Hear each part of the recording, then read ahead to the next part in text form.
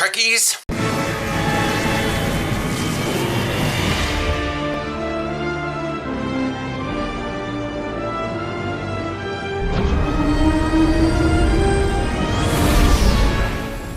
Hi, so yeah, we have, as I promised, I'm going to go over the stats that were released Wednesday of last week, as I knew they would be, for the Breen Chell Boalg warship. It's tier 6. Generally what I understand, this looks like to be a Chelgret tier 6. It's kind of, I mean, it even comes with an enhanced version of the Chelgret's console. Except this one has Cryonic Siphon as a thing. So we're looking at Commander Tactical, Lieutenant Commander Science / Intel. It's so you could have an Intel slot. It's whatever. I thought there would be a Temporal Officer, but that's not. Apparently the Breen don't really deal with time travel. Anyway, so Lieutenant Engineering, Lieutenant Commander Universal, and then an Ensign Universal. Got a lot of stuff. It's 4 Tech, 4 Engineering, 3 Science, 13 degrees per second, which is good for a cruiser style. I mean, if it's a big ship, 13 degrees a second is pretty decent. 15 weapon, 5 engine, so more on the tactical side, obviously. Enhanced Breen Energy Dissipator. We'll get over that in just a second. Can load dual cannons. It's a destroyer, apparently. The ability package it has rather than warship or dreadnought. So it's accuracy, weapon damage, crit chance, crit hit chance. What? It might be crit damage increase, not crit chance. And then Starship, and then the Starship trait, Cryonic Siphon. The Enhanced Breen Energy Dissipator, passive boost, drain mastery, and crit hit chance. And then console fires targeted energy dissipating blast that causes significant subsystem drain and has a chance to knock a single subsystem offline for a short duration. So... and it just drains all their subsystems.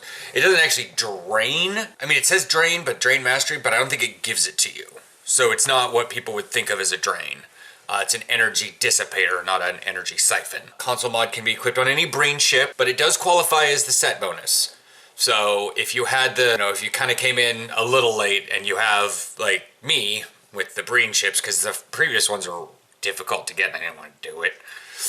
But, so the Cryonic Siphon, or there's 4 consoles. There's from the Resreth, it's the Heavy Raider, the Carrier, the Dreadnought Cruiser, and then the Chelgret warship, but now also the Chell Boalg warship. So if you have, like me, I have the Sarnthelm Carrier, so the Resonant Dissipation Matrix, and then I'll get the 3-piece.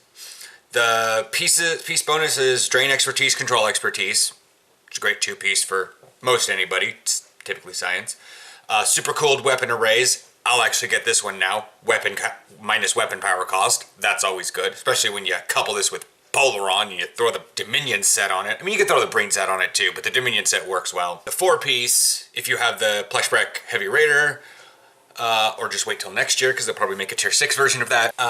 Enhanced Cryonic Relays, which is max hit points, reduced charge times on all Breen consoles. The Cryonic Siphon, which is new, trait slotted Cryonic Siphon will drastically reduce the target's shield hardness and damage resistance while Energy Siphon is active on the target, which is a benefit. And like, if you're gonna fly a Breen set with Breen stuff, you better put stuff into Drain Expertise, because pretty much everything about the Breen set loves to drain. Especially since since the Breen set for your ship has its own drain, has its own energy siphon. So you can get 2 energy siphons, the skill one and then the bonus one. It's 4 pieces. Yeah. But this year, right now, during the winter event, is where you get the Warp Core. And that'll give you your 4-piece, because you can go back throughout the rest of the year and get you may want to respec something, get some drain, get Drain Expertise, then drain Expertise, and then maybe even get the other one that's on it. Oh wait, I'm logged in right now. I can check that. Yeah, get Drain Expertise, and then go get Improved Drain Expertise, and also pick up Drain Infection, because that will, anytime you cause an enemy to suffer an energy drain or shield drain, they will also be afflicted by short duration electrical damage as their EPS conduits overload. It's a small dot. Let me get into a system space here, because I have Tychon's Rift and Tachyon Beam, so I can tell you what mine does, and I will also tell you how much drain expertise. And let's particle generators. My particle generator skill, holy shit, 248. And my drain expertise is 186, and my control expertise is 119. That's that. And I just got hit by an asteroid. Are you kidding me? K-13, why you gotta suck so much? All right, where's Tachyon Beam? There you are. Drain infection, 1,500 electrical damage every second. Doesn't say how long. I think as long as the ability lasts. Tychon's Rift, it's actually more. It's 1,800. So everything like it scales differently with other things. Target subsystems does not proc off that. I wish it did, but it doesn't. Does Destabilizing Resonance Beam do it? No. But yeah, so that's what's going on with that. I don't actually have that many drain abilities. I thought I did. Oh no. There we are, Quantum Destabilizing Beam. There it is. From the set bonus from Eclipse. Yeah, it says here, 1,900 electrical damage every 1 second. On top of the 3,400 damage this thing does. Like this beam in and of itself is like 5,000 DPS, and that's just me sitting here alt 6. Yeah, 1,900 and 4,700. So, math. Anyways, but it doesn't look like your aux power affects the drain infection's damage, so that's all about that. So again, make sure you get your drain stuff and maybe pick up drain infection, because like with energy siphon or the siphon that comes from the Breen set, be very good. So next we have here, the Phoenix pack came out, or is out, and you get a free one if you go to Drozana every day, every 20 hours, sorry. You talk to the guy, you get the token, then you have to back out of the thing, is what I've noticed. And then you talk to him again and you can turn it in, you get a free pack, Phoenix pack, and then you open that and you get a random token just because it's a free pack. I'm not actually sure where you buy packs to begin with. Oh, didn't actually read the thing. Apparently you can buy the Phoenix prize pack with dilithium. That's cool. I got an uncommon prize token.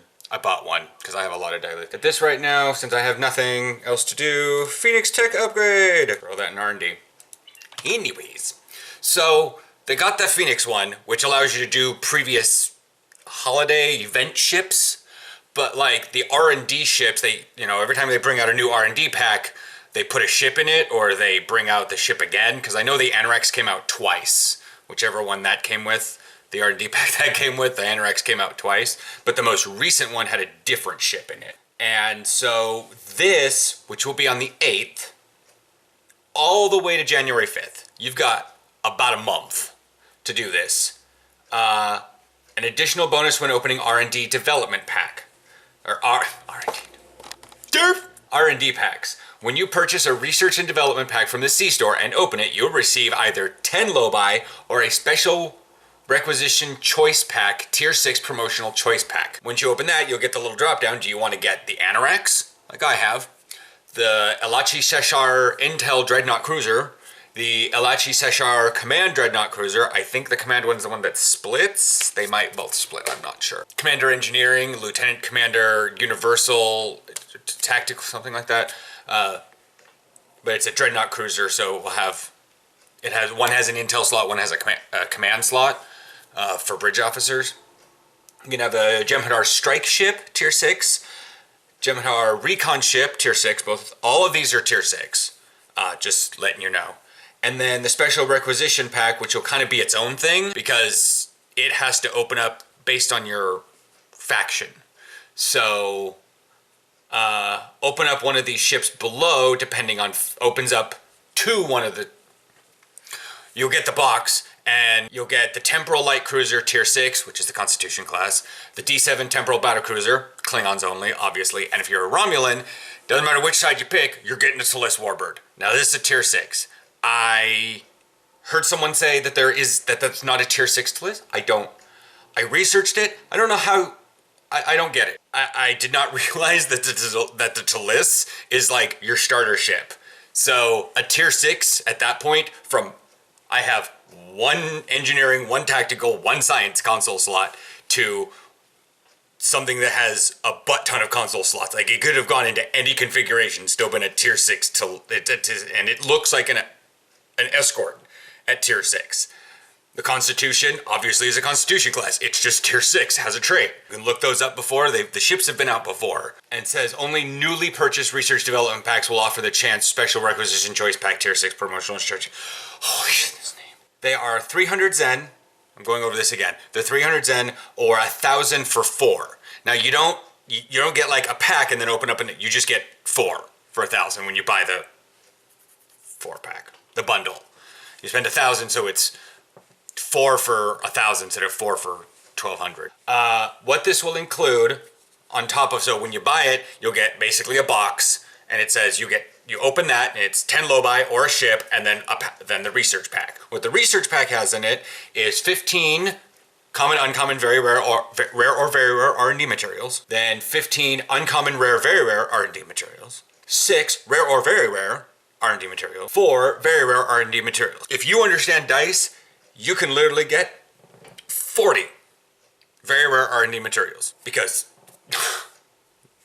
it gives the option. 3 Mark II or better R&D components, 3 Mark 6 or better R&D components, and 2 Mark 10 or better R&D components, 3 random catalysts, and 4 random upgrade accelerators.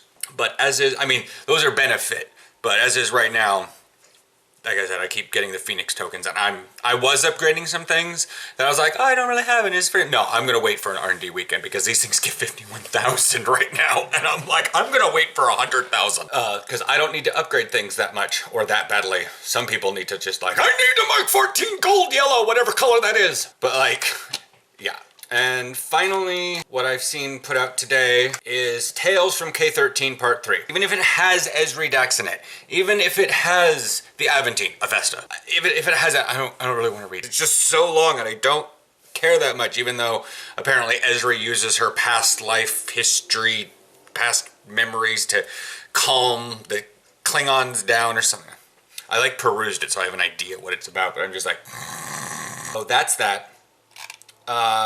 The patch notes are just large patch notes because they talk about what's going on with the system or with the, this is pretty much the same winter event. Again, for those who haven't necessarily got involved yet, this is, as I've stated, it's the same winter event as it was last year. I mean, it's not precisely the same, because there is no more snowball fight in the middle area with the giant snowman that pops out of the lake. We instead have Klingon fishing. The competitive race is still there twice in a row. Run around and find all the snowman statues. That's an accolade. Racing for your winter events, that's fine. Eppo, you know, the Eppo lady's still there. You just want to take a freaking sniper rifle and blow a brain.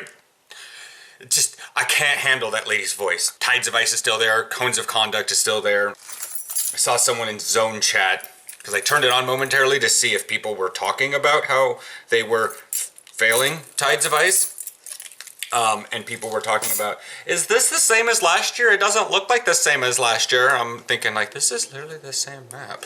Like, aside from, like, I don't know how people, and like, I've seen people, it's just, you know, people go in and they were trying to convince people that it was different. And most everybody in the zone was like, no, this is the same thing.